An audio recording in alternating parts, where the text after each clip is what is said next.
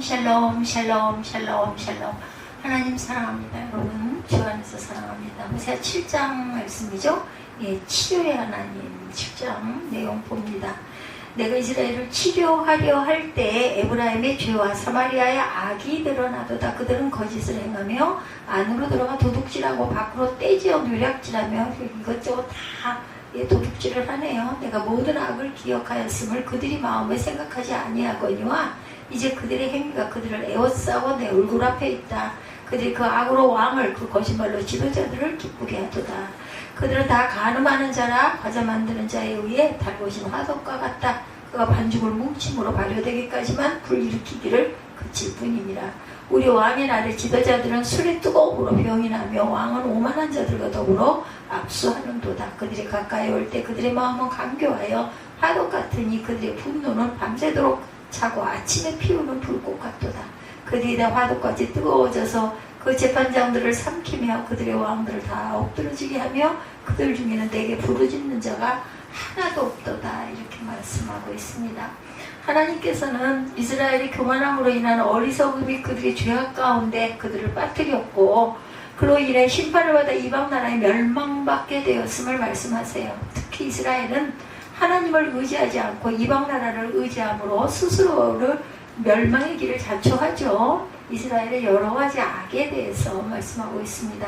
하나님이 증거하신 이스라엘의 악, 하나님께서는 자신이 이스라엘을 치료하려 할 때 에브라임의 죄와 사마리아의 악이 드러난다. 이렇게 말씀하고 있어요. 그죠? 1절에 내가 이스라엘을 치료할 때 에브라임의 죄와 사마리아의 악이 드러나도다. 그들은 거짓을 행하며 안으로 들어가 도둑질하고 밖으로 떼지어 누력질하며 내가 모든 악을 기억하였음을 그들이 마음에 생각하지 아니하거니와 이제 그들의 행위가 그들을 에워싸고 내 얼굴 앞에 있다. 이렇게 말씀합니다. 하나님께서 이스라엘을 치료하려 한다는 말은 그들을 회개시키기 위해서 선지자들을 통해 예언하심을 의미합니다. 하나님께서 말씀하신 이스라엘에 드러나는 죄악은 그들이 괴사를 행하고 안으로 들어가 도적질하고 밖으로 떼지어 노략질을 한다.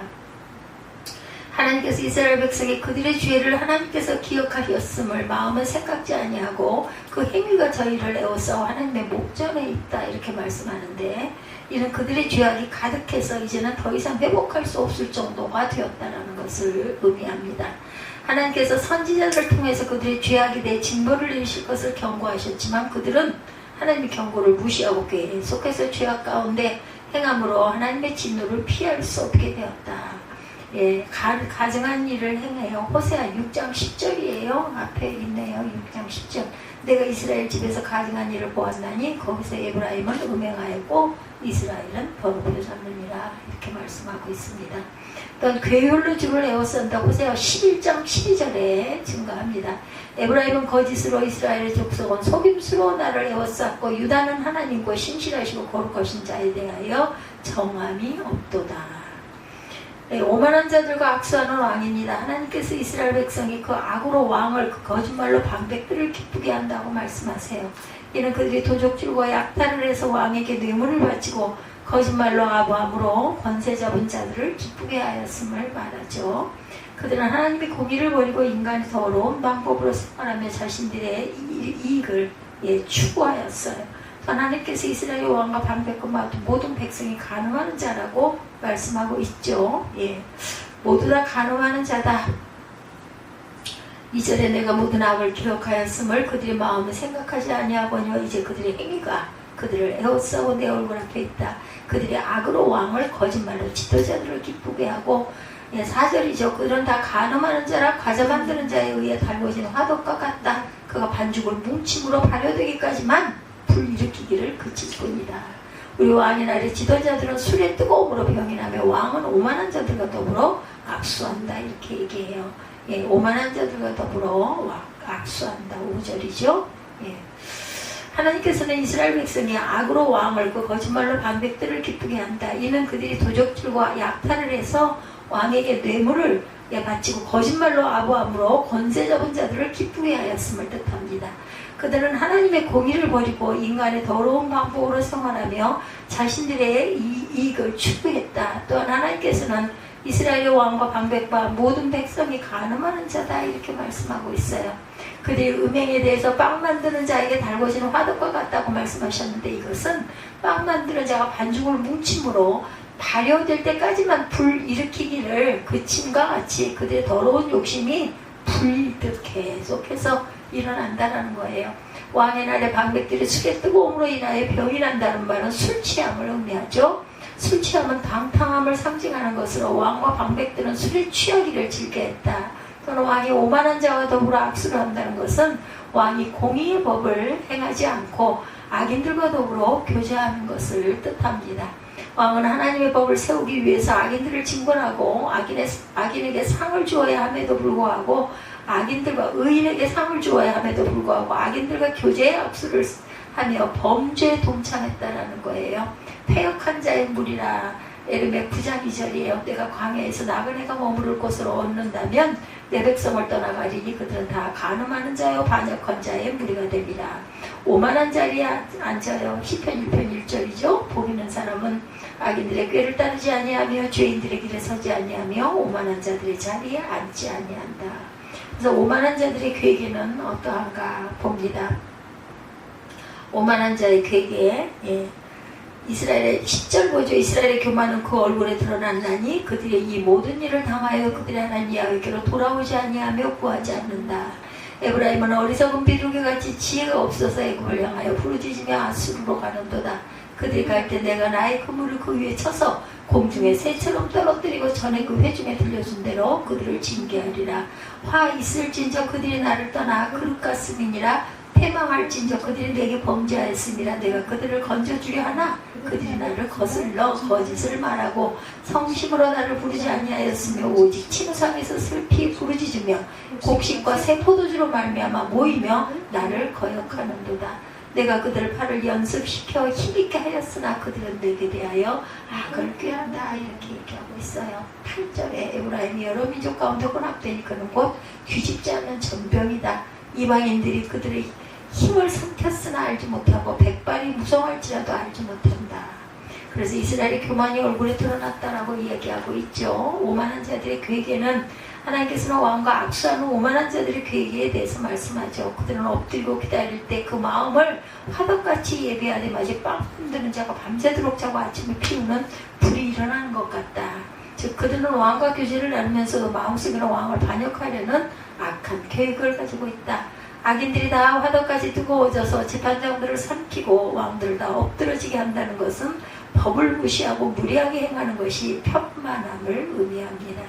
하나님께서 왕과 재판장들을 세우셔서 사회의 질서를 유지하게 하셨는데 이것을 무시하고 권위에 도전하는 것은 하나님께 대한 도전행위다. 물론 이러한 현상은 권세자들이 하나님을 잘 섬기지 않고 방자했던 것에 대한 하나님의 심판이었어요. 쳐서 죽이도록 명하죠. 사무엘하 13장 28절입니다. 압살롬이 이미 그의 종들에게 명령하여 이르기를 너희는 이제 암논의 마음이 술로 즐거워할 때 자세히 보다가 내가 너희에게 암논을 치라 하거든 그를 죽이라. 두려워하지 말라. 내가 너희에게 명령한 것이 아니냐. 너희는 담대히 용기를 내라 한지라. 가련한 자를 잡으려고 기다려요. 시편 10편 9절에 사자가 자기의 뿔에 엎드린 같이 그가 은밀한 곳에 엎드려 가련한 자를 잡으려고 기다리며 자기 그물을 끌어당겨 가련한 자를 잡나이다. 이스라엘이 교만한 죄에 대해서 뒤집지 않은 정병 같다고 얘기하고 있죠. 아까 우리 읽었죠. 보면은 뒤집지 않는 전병 같다. 10절에 그들이 이 모든 일을 당하여도 그들이 하나님 야훼께로 돌아오지 아니하며 구하지 아니한다. 에브라임은 어리석은 비둘기같이 지혜가 없어서 애굽을 향하여 부르짖으며 아수르로 가는도다. 그들이 갈 때 내가 나의 그물을 쳐서 공중에 새처럼 떨어뜨리고 전에 그 회중에 들려준 대로 그들을 징계하리라. 13절에 화 있을진저 그들이 나를 떠나 그릇 같음이니라. 패망할진저 그들이 내게 범죄하였습니다. 내가 그들을 건져주려 하나 그들이 나를 거슬러 거짓을 말하고 성심으로 나를 부르지 아니하였으며 오직 침상에서 슬피 부르짖으며 곡식과 새 포도주로 말미암아 모이며 나를 거역하는도다. 내가 그들 팔을 연습시켜 힘있게 했으나 그들은 내게 대하여 악을 꾀하고 그들은 돌아오나 높으신 자에게로 돌아오지 아니하니 속이는 헐과 같고 그들의 지도자들은 그 혀에 거친 말로 말미암아 칼에 엎드러진 이것이 애굽 땅의 조롱거리가 된다라고 이렇게 말씀하고 있어요. 7절에도 화덕같이 뜨거워 재판장을 삼키며 왕들은 엎드러지게 하며 그들 중에는 내게 부르짖는 자가 하나도 없다. 예, 18절이네요. 에브라임이 여러 민족 가운데 혼합되니 그는 곧 뒤집지 않는 전병이로다. 이방인들이 그의 힘을 삼켰으나 알지 못하고 백발이 무성할지라도 알지 못하는도다. 8, 9절이죠. 뒤집지 않은 전병. 전병을 불에 구울 때 뒤집지 않으면 한 면만 타고 한 면은 익지가 않는데요. 이러한 전병을 먹을 수가 없겠죠. 이스라엘 백성이 이와 같다는 것은 혼합주의 신앙과 생활로 인해서 하나님 앞에 무가치함을 나타냅니다. 그들은 하나님을 섬긴다 하면서도 우상을 숭배해서 하나님의 거룩하심을 욕되게 하고 자신들을 더럽힘으로 가나안 땅에서 쫓겨남을 당하게 되죠. 둘 사이에서 머뭇거린다. 열왕기상 18장 21절이에요. 엘리야가 모든 백성에게 가까이 나아가 이르되 너희가 어느 때까지 둘 사이에서 머뭇하려느냐. 야훼가 만일 하나님이며 그를 따르고 바알이 만일 하나님이며 그를 따를지니라 하니 이렇게 얘기합니다. 백성이 말 한마디도 대답하지 않는다. 두 주인을 섬겨요. 마태복음 6장 24절이죠. 한 사람이 두 주인을 섬기지 못할 것이니 혹 이를 미워하고 저를 사랑하거나 혹 이를 중히 여기고 저를 경히 여김이라 너희가 하나님과 재물을 겸하여 섬기지 못하느니라. 모든 행실이 거룩해야 한다. 베드로전서 1장 15, 16절이죠. 오직 너희를 부르신 거룩한 이처럼 너희도 모든 행실에 거룩한 자가 되라. 기록되었을 때 내가 거룩하니 너희도 거룩할지어다. 베드로전서 1장 16절입니다. 8절에서 16절 인자와 어미 쭉 봐야 되겠죠. 에브라임이 여러 민족 가운데 혼합되니 그는 곧 뒤집지 않은 전병이로다. 하나님께서 이스라엘의 교만은 그 얼굴의 증거가 된다. 교만은 하나님 앞에 죄악의 근본이 되는 요소다. 하나님께서 이스라엘의 교만한 행위에 대해서 말씀하세요. 그들의 교만은 이방인들에 의해 침략을 받고 수탈을 당하면서도 하나님께로 돌아와 하나님을 구하지 아니하는 것이었다. 하나님께서 징계의 채찍을 들어 치심에도 불구하고 회개하지 않는 자들은 용서받을 기회를 영원히 상실하는 어리석은 자들로 하나님 앞에서 가장 교만한 자들이다. 범죄하고도 하나님을 두려워하지 않는 자들은 하나님의 심판주 되심을 부정하는 것이다. 눈이 심히 높아요. 잠언 30장 13절입니다. 눈이 심히 높으면 눈꺼풀이 높이 들리는 무리가 있느니라. 교만이죠. 안색이 증거하고 있어. 이사야 3장 9절에 그들의 안색이 불리하게 증거하며 그들의 죄를 말해주고 숨기지 못함이 소돔과 같으니 그들의 영혼에 화가 있을진저 그들이 재앙을 자초하도다. 수치를 알지 못해. 예레미야 3장 3절입니다. 그러므로 단비가 그쳤고 늦은 비가 없어졌느니라. 그럴지라도 네가 창녀의 낯을 가졌으므로 수치를 알지 못하느니라 말씀하고 있습니다. 이스라엘의 어리석은 악행과 징벌에 대해서 지혜 없는 어리석은 비둘기다. 하나님께서 이스라엘을 어리석은 비둘기에 비유하세요. 이는 비둘기가 먹이를 찾아가다가 그물을 보지 못해서 잡히는 것을 이스라엘로 비유를 합니다. 이스라엘은 애국과 아수르에게 도움을 청했는데 이는 마치 비둘기가 눈에 보이는 먹이를 인하여 그물 안으로 들어가는 것과 같다. 잡혀 먹히는지도 모르고 그 먹이를 찾아서 그물 안으로 스스로 갇히는 거죠. 즉 이스라엘은 구원을 받으려고 이방 나라의 도움을 청했지만 그들은 이스라엘을 멸망시키는 그물과 같다. 어리석은 자는 스스로 자신의 생명을 파멸시켜요.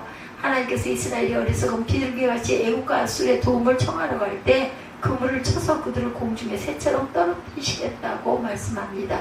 즉 전에 그 공에 들려준 대로 저희를 징계하시겠다는 거죠. 마음을 빼앗겼어요. 호세아 4장 11절에 행운과 묵은 포도주와 새 포도주가 마음을 빼앗았느니라. 음행과 묵은 포도주와 새 포도주가 마음을 빼앗았느니라. 훈계받기를 싫어한다. 잠언 15장 32절에 훈계받기를 싫어하는 자는 자기의 영혼을 경히 여김이라. 견책을 달게 받는 자는 지식을 얻느니라. 기름을 애굽에 보내죠. 호세아 12장 1절에 에브라임은 바람을 먹이며 동풍을 따라가서 조밀토록 거짓과 포악을 더하여 아수르와 계약을 맺고 기름을 애굽에 보내도다. 하나님을 떠난 이스라엘의 수치예요. 하나님은 자신이 이스라엘의 팔을 강하게 만드셨음에도 불구하고 그들이 하나님을 배반해서 배은망덕한 죄를 범함을 말씀하고 계십니다. 15절이죠. 내가 그들 팔을 연습시켜 힘있게 했으나 그들은 내게 대하여 악을 꾀하는도다. 이렇게 얘기하고 있어요. 자신이 이스라엘을 팔을 강하게 했는데도 불구하고 하나님을 배반해서 배은망덕한 죄를 범함을 말씀하죠. 그들이 하나님께 대하여 악을 꾀한다는 거예요. 이는 그들의 범죄가 우연히 이루어진 것이 아니라 조직적으로 계획적으로 이루어지고 있음을 말하고 있습니다. 16절에 그들은 돌아오나 높으신 자리로 돌아오지 아니하니 속이는 화가 같고 그들의 지도자들은 그의 거친 말로 말미암아 칼에 엎드러지니 이것이 애굽 땅에서 조롱거리가 되리라. 이렇게 말씀하고 있죠. 하나님께서 이스라엘이 멸망당함으로써 애굽 땅이 조롱거리가 된다. 이스라엘은 애굽에서 종살이하다가 하나님의 은혜로 구원을 받은 백성으로 애굽에게는 두려움의 대상이었어요. 그러나 이스라엘이 하나님을 배반하고 범죄에 빠졌을 때 다시 애굽의 조롱거리로 전락할 수밖에 없었다. 애굽으로 다시 가게 되죠. 호세아 8장 33절에 그들이 내게 고기를 제물로 들고 먹을지라도 야훼는 그것을 기뻐하지 아니하고 이제 그들의 죄악을 기억하여 그 죄를 벌하리니 그들은 애굽으로 다시 가리라. 또한 비소와 조롱을 당합니다. 에스겔 23장 32절에 주 야훼께서 이같이 말씀하셨느니라. 깊고 크고 가득히 담긴 내 형의 잔을 내가 마시고 호우성과 조롱을 당하리라 말씀하고 있어요. 그래서 호세아 7장 전체의 내용의 결론은 성도는 교만한 자는 지혜를 소유하지 못해서 스스로 죽음으로 달려갈 수밖에 없음을 말하고 있습니다. 항상 하나님 앞에 겸손히 행해야겠다. 하나님의 말씀을 따라 거룩한 삶을 유지할 때 성도에게는 승리와 영광이 있다. 조선 500년 역사 중에 가장 슬픈 이야기 중 하나가 단종회사죠. 여러분들 아시죠? 뒤주에서 죽죠. 단종 1441년 8월 9일부터 57년 11월 7일까지 재위했어요. 단종이. 재위기간이 1452년에서 1455년 3년이네요. 문종의 아들로 세종대왕의 손자입니다. 단종은. 문종이 허약해서 일찍 죽어서 겨우 12살의 임금이 되죠. 그 이듬해 1453년 소위 계유정난이 일어나 숙부인 수양대군이 김종서, 황보안 등을 죽인 후에 어린 조카 단종을 몰아내고 임금이 되니 그가 조선 7대 임금 세조가 되죠. 이 엄청난 사건의 배후에 한명희, 한명회, 여러분들 역사 속에서 이름이 기억나실 겁니다. 저는 기억이 납니다. 그는 칠삭동이로 태어난 것으로 알려져 있는데 수양대군의 책사가 되어서 계유정난을 주도합니다. 그 후에 1456년 성산문 등 사국신을 죽이는데 앞장을 서요. 이런 공을 4번이나 공신의 책록이 되고 벼슬이 영의정까지 이르렀다고 하네요. 그뿐 아니라 예종과 성종 두 임금의 장인까지 돼서 권세가 하늘을 찌를 듯 했다고 합니다. 이런 그는 후에 여생을 즐기기 위해서 압구정, 압구정동 아시죠? 정자를 지어서 그만 하나님의 임금의 노여움을 사서 권력에 밀려나게 돼요. 이 정자가 있던 곳이 현재 서울의 압구정동이라고 합니다. 그렇다면 한명에는 어떤 성향의 인물이었을까? 1487년 그가 죽은 후에 사관들이 남긴 기록에 이렇게 쓰여 있다고 그래요. 권세가 매우 성하여 따르며 아부하는 자가 많았고 손님들이 문에 가득하였으나 접대하기를 게을리하지 아니하여 한때의 대상들이 그 문에서 많이 나왔고 조종관원으로서 그의 말고삐를 잡은 자까지 있었다. 이렇게 임금보다 더 대단하네요. 성격이 번잡한 것을 좋아하고 과시하기를 기뻐하고 재물을 탐하고 색을 즐겨서 토지에 금은 보화 등 뇌물이 있다고 집을 널리 섬유하고 어여쁜 첩들을 많이 두어서 호사스럽고 부유함이 한때를 떨쳤었다. 한명에는 권력 암투에 능한 전형적인 모습꾼이었다. 그 드라마가 있어서 제가 어린 날 이거 본 기억이 납니다. 한명이 말없이 충성하는 이들이 많으면 나라가 안정이 되는데 권력 지향적인 모사꾼이 많으면 나라는 어지럽게 된다. 호세아 선지자는 북왕국의 이스라엘 여로보암 2세가 통치하던 시절에 북왕국에서 하나님의 말씀을 전하는 선지자였죠. 그런데 당시 이스라엘의 정세는 앞에서 말씀드린 조선의 상황과 비슷했다. 제가 그런간에 저도 잘 모르는 역사 이야기를 여러분하고 함께 하는 거는 음모에 의해 나라가 크게 흔들려서 이것이 바로 이 한명회가 있었던 그 시대에 그런 어지러운 것 같았다라는 거죠. 5절에 우리 왕의 날에 지도자들이 술의 뜨거움으로 병이 나고 왕은 오만한 자들과 더불어 악수를 했다고 이렇게 증거해요. 여기 왕의 날이란 왕들이 무너지고 세워지던 격변의 때를 말합니다. 술의 뜨거움이란 권력욕과 욕망으로 가슴에 불이 붙는 것을 의미하고 실제로 북왕국 이스라엘은 음모와 암살의 왕들이 교체가 되기도 했어요. 여로보암 2세가 죽고 아들 스갈랴가 왕이 되었지만 겨우 6개월 만에 살롬에게 암살이 됩니다. 그러나 왕이 된 살롬은 겨우 1개월 만에 무나임에게 또 하나 살해를 당해요. 무나임은 10년 동안 통치하고 아들 부기히야에게 자리를 물려주고 10년이나 잘 버텼네요. 2년 만에 그 아들들이 암살을 당해서 권력은 베가에게 계속해서 왕이 바뀌죠. 베가는 20년 후에 호세아에게 죽었는데 이 호세아가 북왕국 이스라엘의 최후의 왕이에요. 호세아가 선지자 호세아가 아니라 왕이죠. 마지막 왕. 이스라엘의 마지막 왕. 호세아 시대의 북왕국은 아수르에게 멸망당해서 망합니다. 대부분의 왕이 암살당하고 계속 권력이 교체가 되고, 그래 이런 궁궐에 얼마나 많은 암투와 권모술수가 있었겠는가. 당시 권력자들은 하나같이 권력의 불을 향해 날아드는 불나방과 같았다. 이들은 온갖 거짓으로 왕의 마음을 흐리는 아첨꾼들이었어요. 3절에 그들이 그 악으로 왕을 그 거짓말로 지도자들을 기쁘게 하는도다 라고 이렇게 말하고 있어요. 그러다가 왕이 마음에 안 들면 새 왕을 세워서 계속 욕심을 채우려 했는데 그 모습이 달아오른 화덕과 같았다. 4절에도 그들은 다 가늠하는 자라 과자 만드는 자에 의해 달궈지는 화덕과 같도다. 그가 반죽을 뭉침으로 발효되기까지만 불 일으키기를 그칠 뿐이다. 그리고 나머지는 계속 불을 일으킨다는 거죠. 빵 굽는 화덕이라는 표현 나오죠. 중동 지방에서 지금도 화덕을 이용해서 빵을 굽는다고 합니다. 화덕의 모양은 여러 가지인데 화면 많은 장면들이 보면 유튜브에도 보면 도움이 될 거예요. 달궈진 화덕 안쪽에 반죽을 묻히고 빵이 구워진다 그래요.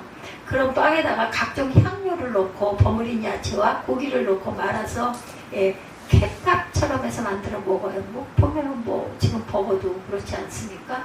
화덕이 얼마나 뜨거웠겠어요. 그런 사람들이 모여서 왕을 몰아낼 궁리를 계속해서 음모의 밤이 기뻐합니다. 아까 제가 이게 얼른 읽어드렸죠. 왕이 어떻게 바뀌어요? 계속해서 2달 만에 바뀌고, 한 달 만에 바뀌고, 이렇게 막 바뀌어갑니다. 본문 6절에 이들의 모습을 잘 표현하고 있어요. 그들이 가까이에 올 때 그들의 마음은 감교하여 화덕 같으니 그들의 분노는 밤새도록 자고 아침에 피우는 불꽃 같다. 이 부분에서 그 표준 성경, 새 성경 번역에 보면 새 왕을 세우려는 자들의 마음은 빵 굽는 화덕처럼 달아오르고 그들은 음모를 품고 왕에게 접근한다. 이렇게 풀이해서 올려놨습니다. 우리는 이런 말씀을 통해 북왕국이 얼마나 무질서하고 폭력적인 나라였는가를 짐작할 수가 있어요. 왕과 지도급 인사들 삶이 이와 같았다면 일반 백성들은 어떻겠는가. 1절에 내가 이스라엘을 치료하려 할 때 에브라임의 지와 사마리아의 악이 드러나도다. 그들은 거짓을 행하며 안으로 들어가 도둑질하고 밖으로 떼져 노략질하며 백성들은 거짓을 행하고 도둑질을 하고 떼강도처럼 노략질을 했다. 힘있는 권력자들은 국가 권력을 노략질하고 일반 백성은 자신들끼리 속이고 빼앗기를 했다. 그러나 하나님께서는 이들의 모든 악을 보고 계신다. 2절이죠.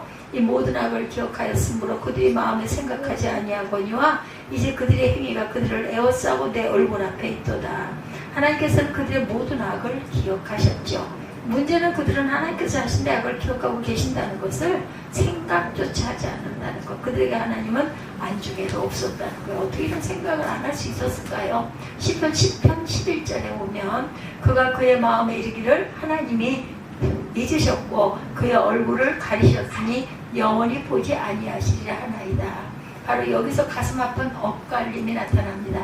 하나님께서는 그들의 악을 보시면서 마음 아파하셨어요. 그러나 백성들은 하나님께서 자신들의 문제 때문에 마음 아파하신다는 것을 아예 무시했다. 생각지도 않았다. 하나님의 마음은 그들을 행했건만 그들의 마음은 자신들의 욕망을 향합니다. 하나님은 그들을 향하고 그들은 욕망을 향하고 하나님께서는 그들을 바라보고 계셨지만 그들의 시선은 엉뚱한 곳으로 향하고 있었다. 이것이 바로 하나님과 인간의 엇갈림입니다. 하나님께서는 어떤 분이세요? 1절에 다시 한번 보여 내가 이스라엘을 치료하려 할 때 에브라임의 지와 사마리아의 악이 드러나도다. 그들은 거짓을 행하며 안으로 들어가 도둑질하고 밖으로 떼져 노략질하며 내가 이스라엘을 치료하려 할 때라고 했어요. 여기서 하나님께서는 치료하시는 하나님으로 자신을 소개합니다. 그래서 우리는 왜 하나님께서 우리를 치료하려 하시는가 생각해 봐야 돼요. 사람들은 누구나 신을 원해 왔어요. 그죠? 절대적 존재가 필요하다는 것을 느꼈기 때문이에요. 그러나 그 신에 의해 제약을 받는 것을 원치 않습니다. 한마디로 자신의 입맛에 맞는 편리한 신이 필요했어요. 필요할 때마다 주머니에서 꺼내 쓰고 다시 값이 넣는 물건 같은 신을 원하죠. 그래서 어떤 사람들은 신을 멋지게 웅장하게 깎아 세우고 가끔 와서 바라보고 돌아간다고 그래요. 관람용 신이 있었다고 합니다. 그런 신을 집에 두기도 하고 작게 만들어 휴대하기도 해서 드라빔이죠. 예, 이런 신은 애완용 신이에요. 이런 신도 있었다는 거죠. 장신구를 만들어서 들고도 다녀. 인간의 놀이개로 전락이 됩니다. 그런가 하면 어떤 이들은 머릿속으로만 신을 상상합니다. 소위 철학적 신이 그러했다고 그래. 절대 타자 혹은 일자, 더 완이라고 부르면서 머릿속으로만 신을 상상하기도 했다고 그러네요. 그 신은 그 사람이 머릿속에만 있을 뿐 그의 삶에는 없습니다. 그 신은 이론으로만 존재해요. 그 신은 숨도 쉬지 않고 그를 꾸중하지도 않습니다. 그가 힘들어 쓰러질 때 일으켜주지도 당연히 않지요. 기독교인들 중에 어떤 이들은 하나님이 계시고 세상을 창조하긴 했는데 그들은 휴식 중이다. 지금은 그 신이 휴식 중이다고 말한다고 그래요. 그 하나님은 지금은 편히 쉬면서 인간들이 세상을 운영해 나가는 것을 바라보고 관람하고 계신다. 이렇게도 얘기를 한다고 합니다. 하나님은 더 이상 개입하지 않으신다. 이미 시계의 태엽을 감아놓았기 때문에 태엽이 풀리기까지는 시계가 알아서 가듯이 세상은 하나님께서 일일이 개입하지 않아도 잘 돌아갈 것이다. 이렇게 생각을 한다고 그래요. 18세기 유럽에서 일어난 이신론이 그런 것이라고 합니다. 데이즘. 그러나 성경의 하나님은 그런 분 당연히 아니죠. 그분은 애굽에서 노예로 고생하던 이스라엘을 모세를 보내 건지신 분이시고 홍해를 갈라 건너게 하신 분이시고 구름기둥과 불기둥을 지키고 만나와 메추라기를 주시고 반석의 물을 마시게 한 분. 하나님께서 머릿속에만 계신 분이 아니라 이론적으로만 존재하는 분이 아니라 그분은 살아계시고 그냥 구경만 하고 계시지 않는 분. 그분은 우리 삶에 뚫고 들어오셔서 항상 개입하시는 분이죠. 꾸중도 하고 위로도 하시고 일으켜 세우기도 하십니다.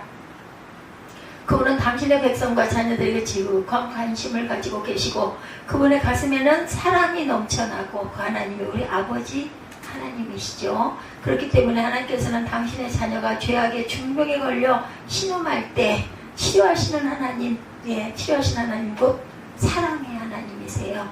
문제는 치료를 거부하는 인간들에게 있다라는 것. 이게 바로 엇갈림이에요. 늦은 밤 경찰이 환자를 응급실에 데려옵니다. 환자는 술에 취한 채로 어디서 다쳤는지 팔다리에 피가 줄줄 흘러요. 의사는 환자를 눕히고 치료를 하려고 하는데 환자는 이미 술에 취해서 제정신이 아니에요. 의사에게 맡기고 가만히 있어야 치료를 받을 텐데 고래고래 소리를 지릅니다. 나 병자가 아니야. 니들이 뭔데 날 치료해. 그러면서 힘으로 밀어제끼고 침대에서 내려옵니다. 비틀거리며 병원 밖으로 나갑니다. 그러다가 병원 입구에 쓰러져요. 검사를 해보니 이미 그의 간이 다 녹아내리고 이미 치료가 늦은 상태임이 드러납니다. 가족에게 연락하지만 가족도 머리를 절레절레 흔들어요. 이게 본문의 이스라엘의 형편입니다. 이런 내용이 하나님께서 치료하려 하자 그들이 얼마나 심각한 병자인지 하는 것이 드러났어요. 그들의 악이 낱낱이 드러납니다. 지금 죄악에 물든 사람들은 병자가 의사의 치료를 받듯이 하나님의 치료를 받아야 한다. 하나님 앞에 맡기고 누워야 돼요. 그분의 손길이 우리를 치료하시도록 맡겨야 합니다. 그리고 순종해야 되죠. 인생이 얼마나 연약한 존재예요. 그죠? 다산 정약용 여러분 아시죠? 1762년에서 1836년까지 사셨어요. 한 70세, 80세 가까이 사셨네요. 그죠? 조선 후기의 대표적 지성인으로 천주교 신앙을 가지고 신학을 집대성한 대학자이기도 했다고 그러죠. 그분이 타기하기 엿새전에 쓴 편지가 다산 관찰집에 수록되고 있습니다. 그 내용 중에 인생의 연약함과 허무함을 이야기하는 대목이 있는데요. 죽는다는 것은 아침에 생겼다가 없어지는 버섯처럼 덧없는 것이다. 안개를 버섯으로 여기서 이분은 이렇게 쓰셨네요. 생각한들 무슨 도움이 되겠는가. 생활하면서 더욱 스스로를 지켜야 한다. 이렇게 자리 보존하고 있으면 두통으로 괴로워하고 있다라고 얘기하고 있습니다. 화혼이 이미 임박하였지만 부끄러울 뿐이다. 2월 16일 병제, 약용 이렇게 돈수 이렇게 쓰여 있다고 해요. 이게 대학자도 어쩔 수 없는 한계가 나타났다는 것이 보이죠. 재물도 마찬가지. 이태혁이라는 분, 그는 세계 포커 챔피언이라고 합니다. 저는 이분의 이름은 잘 모르겠는데 군대에서 제대한 후에 일본에 건너가 프로 도박을 처음 접한 후에 2004년 세계적 권위의 영국 브리티시 RCT 토너먼트에서 우승을 하고 국제적 명성을 얻었다고 하네요. 그런 그가 지금은 모든 일에서 손을 떼고 감염과 저술에 몰두하고 있다고 합니다. 그가 프로게임블러로 살면서 배운 교훈들을 말한 적이 있는데 그는 돈의 한계를 알았다고 그래요.